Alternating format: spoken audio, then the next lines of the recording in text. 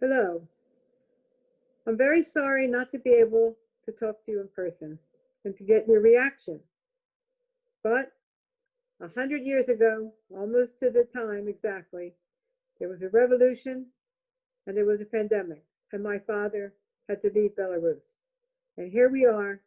I cannot come in because there is a pandemic and a revolution. How unusual is this? Anyway, my name is Jeanette Marie Alexandra Artway Jimenez, and I am the director of the Alexander Artway Archive. I'd like to thank Yuri Pankov and Yevgeny Malikov and the Palace of the Rumyantsya and the Paskevitcha for all your work hosting this exhibition. I would like to thank you all for coming out to learn about my father, a photographer and architect you have never heard of. I was pleasantly surprised to hear in March of 2018 the news that the Artway Archive had made it back to the birthplace of my father in Gomel, Belarus. It is a very emotional situation for me, and I'm so sorry I cannot be there due to the pandemic. This is really a story made possible by my babushka, Maria Artemyeva Lakomskaya. I dedicate all of this to her. And I must tell you, the reason I dedicate all this to her is because my father went back to take pictures because of her. And I must tell you, it is no less than a miracle that we are seeing these photographs here today. And it is truly like a note in a bottle coming to the shore. And these are the notes. This picture here is my favorite picture of my father, taken before I was born. It speaks to me in many ways and hangs in my house in Philadelphia. You have not heard about my father or his photographs because they were not made for commercial purposes, nor were they shown in his lifetime.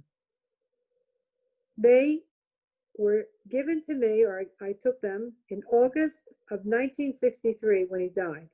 Actually, about 5 days from the time I am speaking now. In a quest to make a legacy for his work, I have shown some in New York and collected in a few museums, including in my hometown of Philadelphia. They are being now collected by the Philadelphia Museum of Art. He documented the places his family lived during their time, right in land right near this palace. He also documented his summer home in New Jersey, the dacha, which he built in New Jersey, and New York, where he lived for 20 years. I would like to share the background behind the images you see in this exhibition and their connection not only to my life and heritage, but also to the common struggles of immigrants. So who was he, this Alexander Artway? He was born in 1903. He was the youngest of 8 children, we think. We don't know exactly how many. 2 of them we know died. And some names we know. We know Michael, Mikhail, Sergei, Konstantin, Maria, and Pauline. Here you see my babushka, who I have been told my whole life I resembled. My father kept her pictures chronologically in one of the many albums he had. As she aged, and I aged actually, I sure enough saw my own face over and over again. I was to have her name at birth, as a first name, but my Italian mother gave it to me as a middle name. My father's family address is on one of these pictures in the Gomel collection. He was educated at home by tutors and then went to the gymnasium. His brother Mikhail was probably the principal. Around 1917, my father, who was conscripted into the Tsar's army, fought in a battle and was wounded in his left leg. At this time, he left and found himself eventually in Belgrade. He slowly made his way to America, through Europe, etc., where his older brother Sergei lived. Sergei had already changed the family's last name from Artemiev to Artway. This was very hard for him. I remember when I wanted lots of things, my father said I should know what it was like to eat orange peels for dinner, as he had. Here's a picture of Alex and Sergei. He lived with Sergei in Brooklyn, and he worked as a short order cook for 2 years before going to the sea. I seem to have found in some of his artifacts this particular band from, I think, a Russian ship. It is always, when you're dealing with an archive, you're always looking for little hints.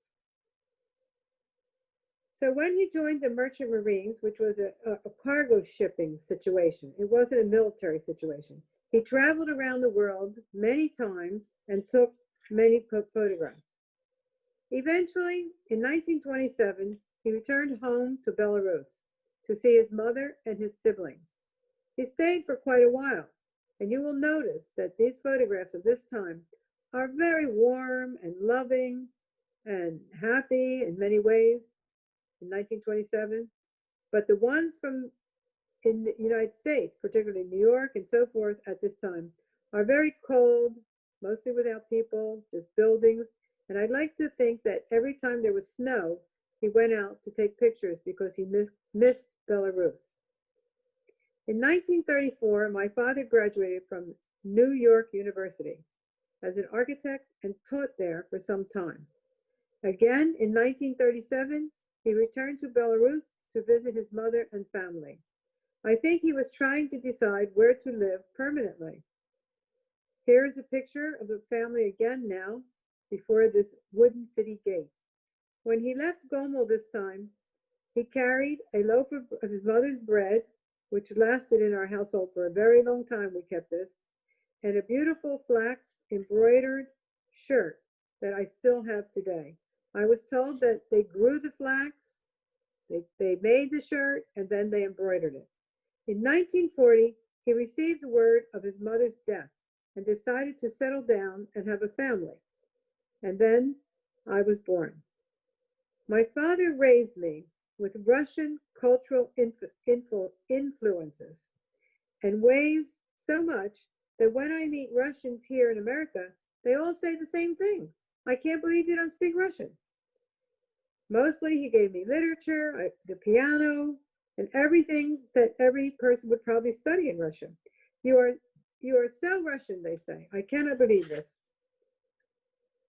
I was not taught Russian, the Russian language, because as a young child in America, we had J. Edgar Hoover in charge. And he was in charge of something called the Red Scare.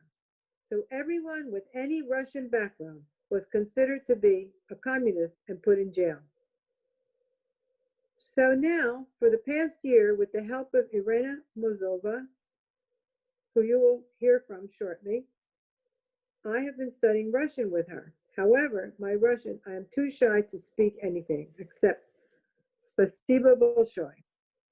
This archive, which altogether includes more than 6,000 prints and negatives, was all I took with me when I left my family's home at the age of 21 when my father died. I have protected it through many apartment moves, robberies, and challenging life events.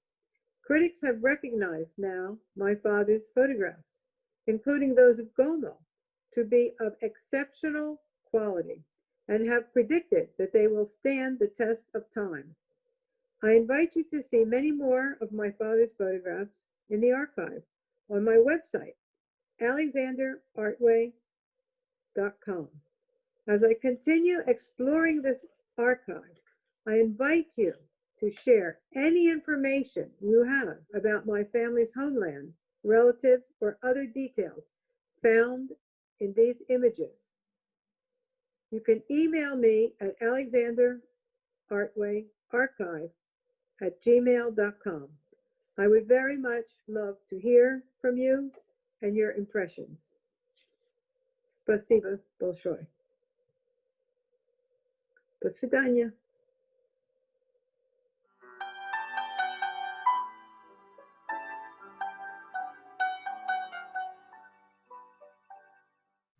I would like to extend my greetings to the guests and the organizers of the exhibition.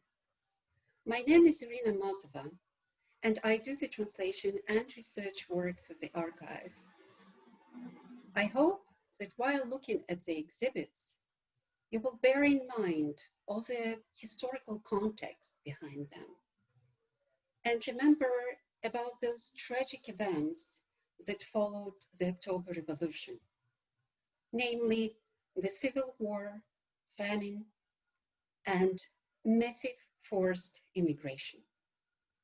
In fact, 10 million people, both military and civil, fell victim of those terrible events. 2.5 million people had to emigrate. Among them, Alexander Artway, Alexander Artemyev, who did not mean to leave his country, but under the pressure of circumstances, found himself in the USA. There are many things we do not know about him. We are uncertain about his date of birth.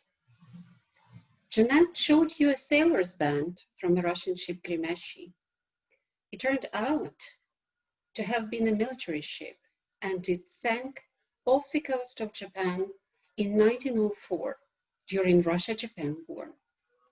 So, as you see, if Alexander Artemyev was born in 1903, he could not have been a part of those events. But why did he keep that band so carefully? Of what did it remind him? Not much is known about his relatives either. There is some information only about a few of them. We also would like to know what happened to his nephews and nieces who stayed in Belarus. So, if you have any information about the Artemyevs or the Lukomskis, share it with us, please, via an email, alexanderartwayarchive@gmail.com. Thank you very much for coming, and enjoy the exhibition.